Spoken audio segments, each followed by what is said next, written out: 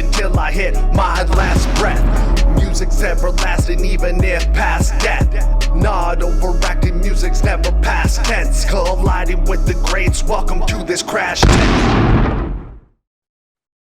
All right, guys, we are here for another episode of the BringTheBars podcast, and today I am joined by Autamatik The Ruthless. How you doing, man?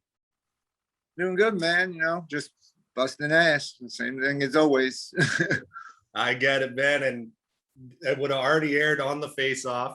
People would have saw it, but the big news is you are officially signed to BTB Records. So what does that signing mean to you, man?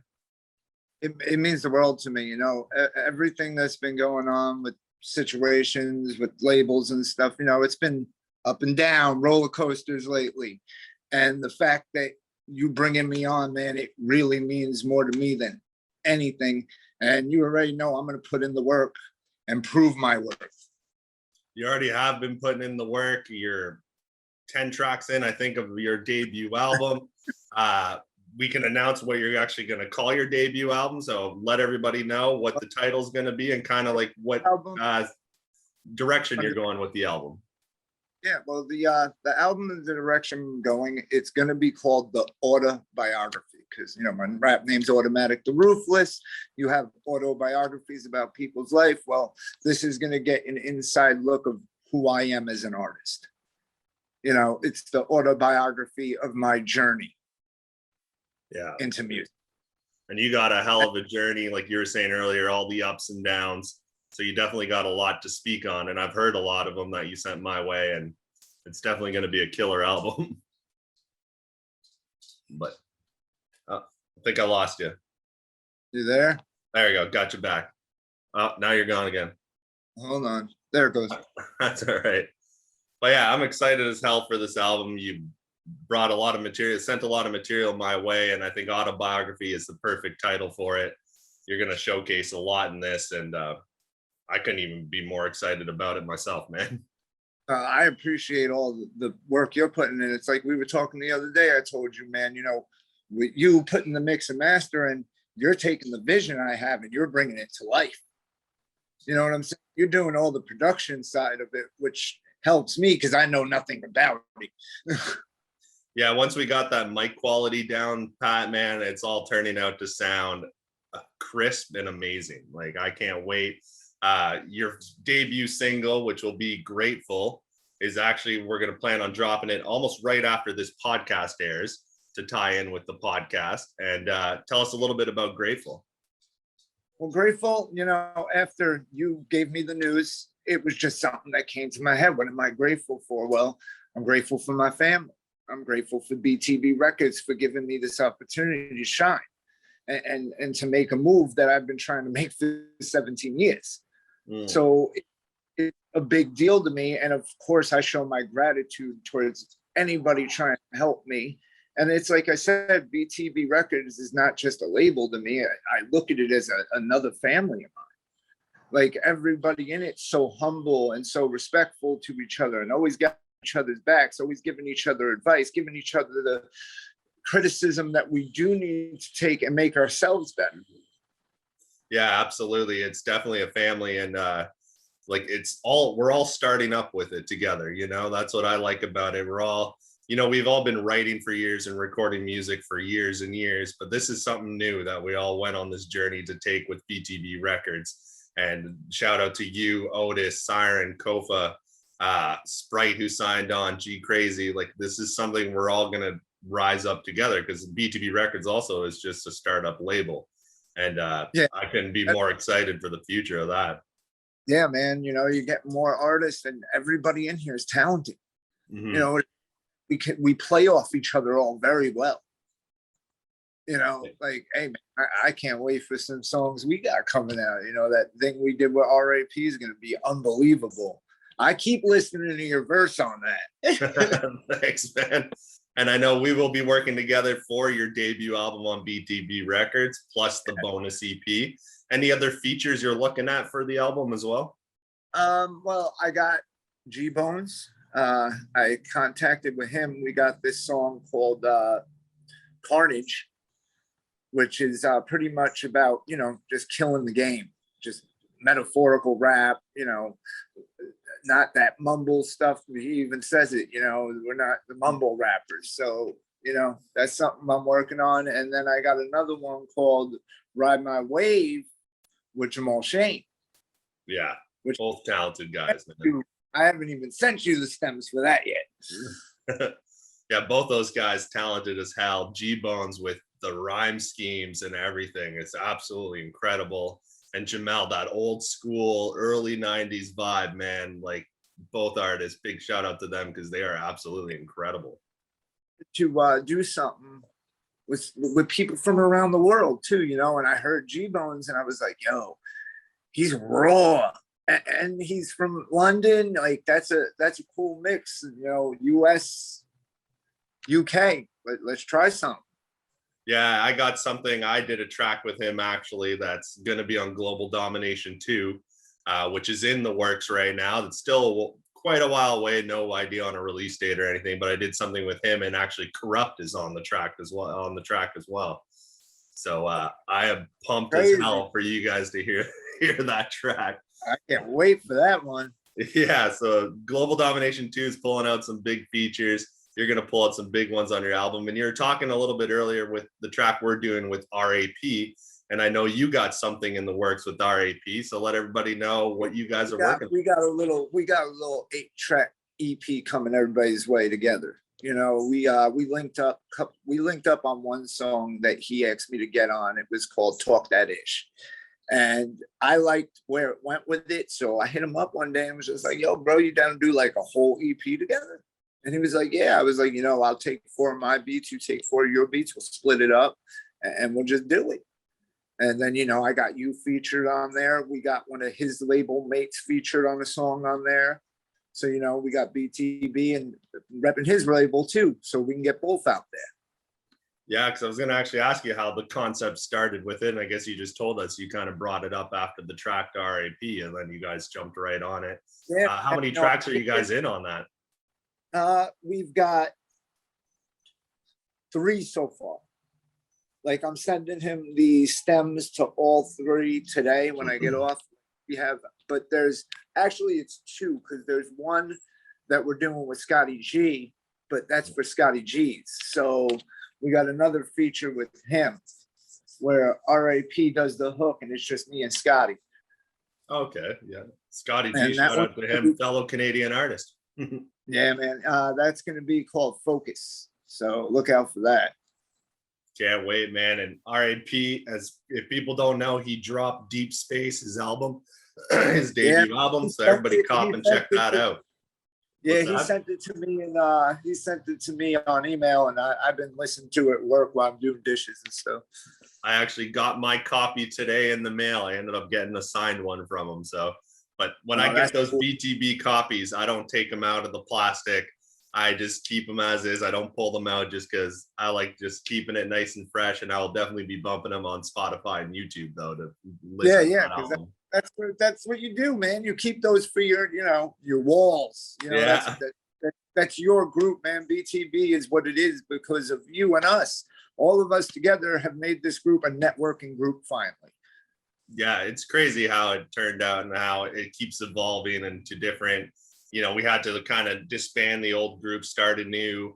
But with the core group, that happens though, because you get those guys in there with their marketing schemes, and hey, I can get you this many YouTube plays. Oh my god, it starts to spam at a point, man. It gets crazy, and it's not your fault. People just slip through the cracks sometimes, bro. Yeah, and even people I brought on who I actually talked to personally and told them how the group works and everything, they're all for it. They come in and all they do is just drop link after link after link, and I never see an interaction from them. And that's not what it's supposed to be about. If you're going to drop a link, at least take the time to listen to a few more before yours to. Yeah, and the whole thing about the whole thing, like you saw that post I put up yesterday. It's just that the interaction to see that people are really behind you, bro. Like the comments I got, all that outpouring help with my situation. I was venting. And I was venting for a reason. I'm not going to say the reason because, it's disrespectful to do that. But at the same time, I wanted everybody to know that I respect their craft and not to give up either. Like, You're going to have people that say, oh, your music is this, your music is that. Well, you know what? That's up to me. What I want, if I want to get vulnerable and let myself out there, I should be more than welcome to, man. And you shouldn't judge me for who I was, because like you said, what I'm doing is it's not also showing who I was. I'm showing what I've become from that. I've become a better father than my father ever was to me. You know what I'm saying? I've become a better person in general than I used to be. That's what it's all about too, man, is grow. Like, who hasn't made mistakes in their past, especially, you know, in your late teen years, early 20s, life is just crazy at that moment. And we all made unbelievable mistakes that we wish we can take back or we regret, but also it builds us to who we are today. So you know what, I wouldn't even change any of the mistakes I made in my early years, because it makes the music I'm doing now, it's all part of how I evolved, and you do it well by showcasing that in your journey. Yeah, man, and that's what it's about. It's about the journey, bro. I want my story to be told like it is my journey. Like I said, when we first met, it was rap chat, bro. I was doing this crap on my phone, just turning the beat so low that I can only hear the boom, boom, boom, boom, just trying to get better, as best quality as I could. No headphones, because when you put the headphones in, if you didn't have studio quality headphones, it comes off beat. Yeah. So it got to the point where I was getting so upset with it. I said, you know what? Forget this. I'm going to try it this way. I'm just going to push it. I'm going to push it as hard as I can. Hopefully somebody just listens to the words instead of the quality. And that's what y'all did. Y'all showed me that even with the quality I had, I still had talent enough to make it up the ranks. You know what I'm saying? Now that we got quality par, they're in for a explosion. And that's how I'm looking at it. Is it this debut album with BTB is going to be my prized possession. Yeah, I can't wait for it to drop, man. Like it's going to be incredible. I heard a lot about it. I've heard a lot of songs you sent my way. I know there's still another more coming. The bonus EP as well. That's for anybody who purchases the album from Autamatik. When it drops, you will get a special bonus EP on top of that. So it's like a win-win situation with that. And that's where that track that me and you were about to do some stuff on, that some people are gonna be like, oh wait, what? Do you mind if I talk a little bit about the idea of the track? Yeah, man. Because what blew me away for features, to me, when somebody comes and asks me for a feature, I look at a few things. One is, do I respect the guy as a person or female as a person? Do I respect their music? And also a concept. And the concept you brought to me was Punchline Mania, which will be all wrestling punchline. I never was brought that concept, never thought of that concept. So like when you told me that, in my head right away, I got excited. It was something new that I never wrote to before. So I am so excited to write to that, man. In that video I did for Daniel Bryant, like, bro, like I was thinking about it. You know, you're a wrestling fan. I'm a wrestling fan. I'm sure there's tons of wrestling fans. Some people are going to hate it because some people think it's fake and it's boring. Yeah. But whatever, you know, this is what we like. We're fans of it. So, and you never know, bro. You put that stuff on Twitter and stuff. They might play it on the show. Yeah. And that's how I look at it. Yeah, and it's something we both, like you said, we both love. I know a lot of people in the group love it, and we're like, a lot of us are roughly same age group as well, in our 30s, and we all grew up in like the Attitude Era of wrestling and everything. The best like era of all time, bro. Absolutely. And The like Rock, studying the wrestlers and studying how it's done, and it's not just this like fake performance. It's like how a guy takes a bump, how a guy does this, catchphrases from all these artists, these characters. Like, I'm so excited to write to Punchline Mania, man, for sure. Yeah, I can't wait to do that with you, man. That's going to be a fun one because of the fact, like I said, we're both fans. We're big time fans. And, you know, I'm not only throwing WWE references now. Now that AEW's around, I'm going to throw some of them in there. Yeah, me too. That's one I tune into most now, actually, to be honest. I tune into WWE pay-per-view. Yeah, bro. And it's no disrespect to WWE. It's just they're not where they were. The PG era took over and just it destroyed the product. It's like AEW's fresh. It's raw. You know what I'm saying? The matches, even the move sets is insane. Yeah. they kind of like grew up with us. That was the thing. Like we grew up with the Attitude Era, and as we all grew up, these fans, WWE went back to try to claim younger fans. And you can't blame them going to the PG era, trying to get younger fans, but they kind of pushed us away, the main hardcore fans. They pushed the real fans away, the ones that have been there since day one, watching WrestleMania 3, you know. Hogan versus Andre, the body slam match, you know. Yeah. Freaking Undertaker, when Kane first came out, ripped the damn doors off the cell. Yeah, that was unbelievable. That was one of the best debuts in wrestling for me, man. Kane coming in and ripping that cell door off. Bro, Kane's one of my favorite wrestlers of all time. I'm not even gonna lie. Like a lot of people say, oh, you know, but he wasn't used right. Yeah. He really wasn't. Yeah, they had little moments with him, but yeah, they definitely, once they took the mask off, it was kind of over after that, really. Yeah, even with the mask, it was kind of going downhill. Then he started doing the horrible horror movies. I was like, oh, forget this, I'm done. Yeah, well, branching out, I guess they all do it. To get back to BTB a little bit and your music a little bit is, there's a question I actually saw Scotty G posted in the group. I don't know if you saw this question, but it was really interesting on how you measure success. So I want to actually ask you that question is like, what would you consider success for you with your music? What would you consider successful? To me, with my success, bro, it really isn't about money to me. It really isn't. You know, hey, it's a great thing. I got a big family, you know, it would help. But at the same time, it's like I said, you know, our music's supposed to touch people. And if I can help somebody going through something or has been through something or is thinking about that there's nothing for them, they're worthless, they shouldn't even live no more, and my music can touch that person and not make them feel that way, then to me, I'm being successful. Mm. Yeah, and to make them feel like you're not alone. Yeah, you know, I've even said that in a bar, you know. Mm. So it's true, you know, I want people to know they're not alone. We all deal with struggles, some worse than others.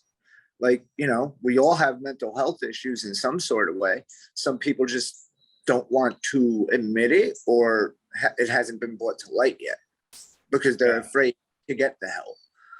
It's true. A lot of people will hide it and compare it to, I find with a lot of us artists, we wear it on our sleeve, almost like a badge of honor. Not of honor. Well, I guess in a way, a badge of honor, but to show it is a badge of honor, but it shows the struggle, bro. We're trying to show people what we've been through. And if you're going through hard times, there's a light at the end of the tunnel. Yeah. Yeah, exactly. And you know, the light at the end of the tunnel for me has always came through music. Mm-hmm. Even listening to music, listening to artists back in the day that I enjoyed. You know, Pac, he would say some stuff and he would make you really think about life. Yeah. You know, and it's like that review reaction video I did for JP with my wife. Bro, that song is deep. Yeah. Like I was tearing, bro. My wife was crying. Like it was really deep, bro. And what he did is what I love.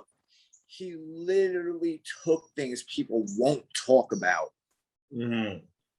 and put it out there like, yo, this stuff happens for real. And it's right in front of our face. People cry out for help, but we don't even see it in our self-conscious minds. You know what I'm saying? Like we see it, but we're not seeing it.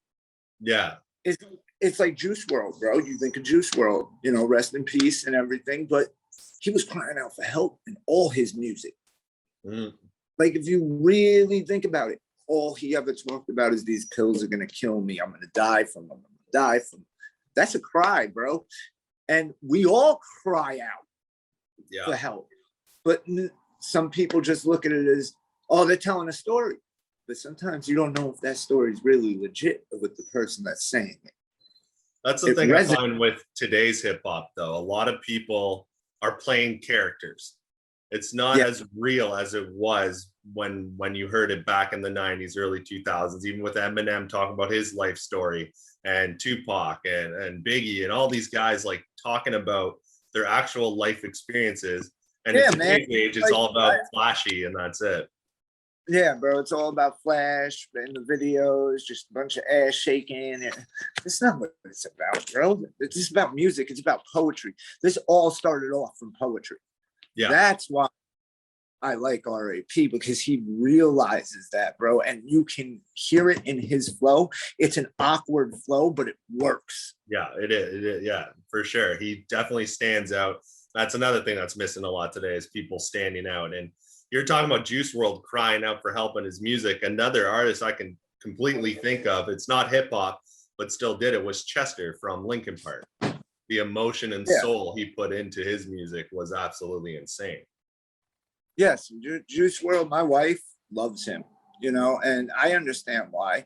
Because I got to listen to him, because at first, you know, I was like, oh, he's going to be another one of these mumble. I was the same. And then I heard him, bro, and I was like, hey, bro, this dude be snapping. He be saying some real crap. Yeah. And, you know, and then I really got to listen to it. And then, you know, I listened to interviews from other artists about him. Like I watched this whole documentary special. And, you know, even Eminem said, if he wouldn't have died, he wanted to sign him. You know, because he said he was the next big thing if what happened wouldn't have happened. Yeah. Yeah. And I'm glad you tuned into him. I did as well, but I was like, you know, hearing, oh, another one, and you don't really tune in. That's one thing I learned now, is to give everybody a chance to listen to them and to see, because some people you would maybe consider like, oh, it won't be my style, won't be that, which I thought with Juice WRLD. But give it a chance, bro. Music is music. Either way you look at it. I still listen to Elvis Presley. Yeah. I still listen to Frank Sinatra, Dean Martin. You know, I'm Italian. I'm from New York. I grew up in a bar, you know, a dive bar I used to hang out with because my friend's dad owned it. You had all the old mafioso men in there, and, you know, they play in the Frank Sinatra, Dean Martin, and, you know, the old school 50s music, Run Around Sue by Dion and the Belmonts. So, you know, my music background goes further. Like me, with the bonus disc, I want to do some samples. Since, you know, it's a free thing. I want to get some samples from like old school Gladys Knight songs, stuff like that, because I enjoy that stuff. Yeah, that's a creative way to do it. I always love it when hip hop intertwines with another genre of music. And it's one of the genres of music that can intertwine with a lot of different genres. I'm going to be posting a freestyle soon, I'll tell you that. And it's going to be over a techno beat. I'm going to try it. That's one thing for you, man. You always step out of your comfort zone and try something different, because you did some country songs as well. Oh, yeah. And one of them's going to be on the bonus. Yeah. So, and, you know, it was just a fun thing to do. You know, I'm not a singer by far. But, you know, I'm just having fun with it, man. You know, I'm trying to show people the versatility of us artists. You know, we don't all have to just stay in one lane. We can jump out of that lane and try something new. You know, and I've learned that with getting higher up with BringTheBars, you know, even with the group. Since I started off like very, you know, very melodic, slow flows. Now I'm trying to chop it up, speed it up. And also it's because of the quality now. You're more excited. So, you know, everything's coming out more powerful. Your vocals, your energy, everything. Yeah. Because you finally feel you're where you need to be to put your music out on all major platforms. Yeah, you definitely have to have the confidence, and you got to have fun with it. You just have to you have to enjoy what you're doing, put it out there. And yeah, absolutely. And you were talking earlier with your reaction video you did with your wife to JP the Pomp Affiliate. Everybody check him out. You were talking about your reaction video. Is there any more of those you're planning in the future? And by the way, I love the concept of you doing it with your wife. I've never seen that.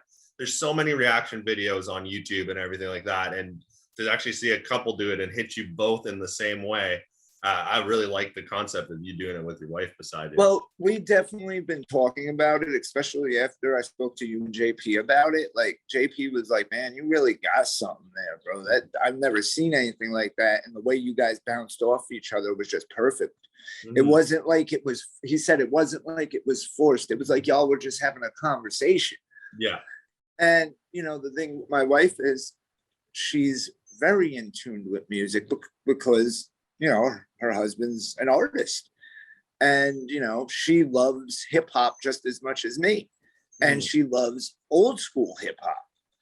You know, so when she hears something real, like as soon as she heard me listen to it in the house one day when I was going through it a couple of times before I was thinking of doing the video, she was like, wow, that's really amazing song. Like just what he's talking about is unbelievable. And, you know, she sat down and listened to it. I said, well, you know, why don't we do it together? Let's try something. I said, you know, I want you in this world just as much as you want me in your world. So, you know, I want you to be a part of this. I want you to feel like you are a part of it. I don't want you to feel like you're just in the background. Yeah, I absolutely agree. Because my girl too, my girl here at home, big support of everything to do with BringTheBars, my music. And actually a new segment I started bringing onto this podcast is because she tunes into every podcast. She's active in the group. She has a playlist with all your guys' music on Spotify that she runs pretty much daily. But I have a new segment that I actually called the Queen's Question. So she always comes up with her own question for specific artists in the podcast. So hers to you was, she was first introduced, I think, to you actually at the BTB Awards, really. And you released that song, Wouldn't Understand, with that video. And when I showed her that song before it was released, you made her cry on that song. And that song was very emotional. And she wanted to ask you how it felt to you writing that song and releasing that song, because it was very personal to you. It felt good. Honestly, it felt like I was finally releasing it. You know what I'm saying? Like I've released it before, but only to myself. Yeah. I've never put it out there like that. And, you know, the fact of the matter is, hey, that's reality, man. People go through struggles. People go through addiction. And, you know, those demons, they beat down your door every day. It's just, are you willing to hold them back? And I've gotten to the point where I can hold them back. And I wanted that to be shown. Like, yo, I've been through it. I understand. And if anybody else or anybody has been through it, they need to know they're not alone. And it's not that you're a piece of crap or anything like that. It's just that you've lost your way. Yeah. You've something that you thought was helping you numb the pain away, keep away all the shit you didn't want to think about. And you find out it was the thing that was really destroying you. Yeah. You know, and with drugs with me is I've experimented a lot as younger youth. And, you know, I've made my mistakes, but I don't touch nothing no more because I know what it can do. You know, my mind's been altered from it at points. You know, I think differently. And the thing is, I'm a better person now than I was 10 years ago. And I'm proud of myself. And I can say that. And I know my wife is proud of me for the changes I've made to be with her and our children. You know, and that's what it's about. My music is mostly about my family, my life, what I love. This is what I love to do. And I'm going to do it until I'm walking on a damn cane, you know, and that's what's real about it. Like I do it not for fame. I do it because I love to do it. Yeah. I still have the passion and I'm never going to lose the passion. And I know that. You know, there's some times where you have regrets and you have doubts, but if you just give up, you're never going to know what it was. Exactly. And you're saying rapping your own story, no one else can rap that but you. And that's what makes you unique and artists unique like us, is that we rap about our life that no one else can touch on because we lived it and we experienced it. Exactly. And the thing is, you know, when you get personal, you're opening a side to you, a deeper side that people don't get to see often. And it shows like, you know, I was raised not well, you know, I'm very cold to things. You know, my wife tells me, you're very cold. You're not as emotional or as, and the thing is, no, I'm not, you know, I'm trying to be more, but at the same time, there's still demons I face. And, there's still things that are unresolved in my head with my father, with everything. I don't hold nothing back. I tell everybody exactly what it is. I still have daddy issues because of it. I wound up, my dad hasn't been around since I was 3.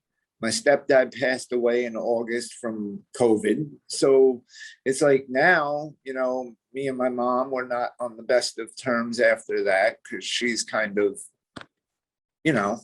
losing her husband. I get it. And it's just, it's been a different situation for me. And, it's at the point where I know I got my family to take care of. So I got to worry about that right now more than everything else. But at the same time, yeah, I think about it every day. My stepdad was my dad, and he was the person who made me who I am today as a father. Because with having a stepdad, I have stepkids, and I would never treat them any different than my blood children. You know what I'm saying? And absolutely. I think I learned that because of him. And, now as I got older and I became a stepfather, I started to see where I went wrong with him and the way I treated him. Because, sometimes I get the same treatment, and I get it. Kids miss that absent parent. And, when somebody tries to come in and take that spot, it's hard. Yeah. But I feel you on I that. got older, I realized like calling him George wasn't the thing to do, because really he was my dad. Yeah, I feel you on that. Even I look back now, luckily my father was around. He went through a lot of his own demons as well, but he conquered them, and he was a big influence on my life and to how I am today. But how I treated him even in my teen years and stuff, it's like almost looking back, just ashamed of myself of how I did treat him. And, and then you get it when you got teens, you start to get it, and you start to really feel it. Like, damn, was I really like that? Like that's ruthless. And, it's mean, and they don't mean it. It's hormones. It's all that. I know they love me. It's just, they got their attitudes. They're teenagers, and that's what I gotta try to remember, because sometimes I don't. And I gotta remember, man, I was the same way. Why am I tripping? It's a phase. They'll get through it. Yeah, I'm going through it right now. We have my nephew who lives with us, and he's a teenager, and we're going through. He's not disrespectful or anything. He's actually a great kid, but he's going through his phases as well with it. And like you said, I have to think back about like, okay, I did this too, and most times actually worse, but. You have exactly. to think. Like, they're not disrespectful. It's just the fact of not listening. Like, hey, do this, do that. No answer. Stuff like that. Like, all right, I don't want to yell, and then you gotta yell, and then you're like, oh, I had to yell, and you don't really want to yell, because then it starts a bigger argument. Why are you yelling at me? Kids don't understand, though. They don't. They just look at it as you're being mean. But the thing is, I'm trying to teach you something. Because I don't want to see you take the paths I took. Exactly. That's a big thing. That's what it is.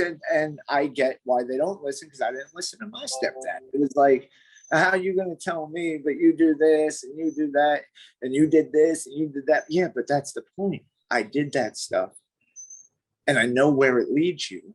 Yeah. So stay away from it. That's all I'm trying to tell you. Stay away. Don't follow. Lead. Me, I was a follower as a kid. I was picked on. I was nerdy, and I didn't lead. I was a follower. I'd hang out with wrong crowds just to feel cool. Well, guess what? That shit wasn't cool. As I'm older, I realized it wasn't cool. Yeah, I had fun. I had a good time as a kid, but at the same time, I'd be in a lot better position if I went a different direction. Yeah, and you start realizing a lot of those people were never really your friends to begin with. No, man, they were just there to hinder you. Yeah. And you still got a lot of them today. You think people that you grew up with are gonna support you. Yeah. Really never is the case, bro. I feel you on that. I'll post stuff on Facebook. I get more likes from BTB. Yeah, same and here. I do my own friends list. Yeah, Yeah, I hear you on that, man. Same here. I do have some friends that will tune in, but Yeah, of most course. it is BTB for sure. It's just how it You is, know, man. it's also that, oh, you've been doing this so long, and we keep hearing the same thing. You're gonna make it. You're gonna make it. Well, guess what, man? I'm gonna make it. And you think I'm not? That's on you. But like I told you, this whole thing about me is everybody my whole life said, oh, just give it up, man. It's not gonna work. It's not gonna work. You're putting all this time and money into it. What's it worth? It's worth this. This Yeah. moment right here, when I put my name on that damn contract, that's the moment where it was worth it. Yeah. And that's what I want everybody to see who said, no, ain't nothing gonna happen. Because guess what? I never stopped moving forward. I never stopped pushing for my damn dream. And now I'm here. And now I'm about to show everybody what I really can do. Yeah. And I think a lot of it for them too, is based on jealousy, really. I find. I agree a lot of the times with that because, there's a lot of people I did music with, and I'm the one who stuck with it. I'm the one that kept going. They didn't. They took different paths. Some people took good paths. Some people took the wrong paths, Yeah. My cousin was amazing. He was an unbelievable rapper. Same with mine. Yeah. And he got involved with drugs, and that Same was story, it. man. That was it. And he would have been, I swear he would have been signed when he was like 17. That's how good he was. Yeah. Like he would take like Eminem songs, right? And rewrite them, but with his style and his flow. Like he did Bully and made his own version of it. It's so funny you talk about that, how identical we are, because my cousin, one of my best friends growing up, we hung out every day. We got into it kind of together. And the first startup label company I did was called AYMB Records.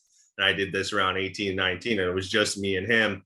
I continued along the music path, focusing a lot on it. He got caught up in the other path, the drug path. And now, he's locked up for quite a few years, but I still talk to him daily. He's still writing in there. So I just can't wait. Get him out there, get his head straight, and come join the family of BTB Records, man. Yeah, man.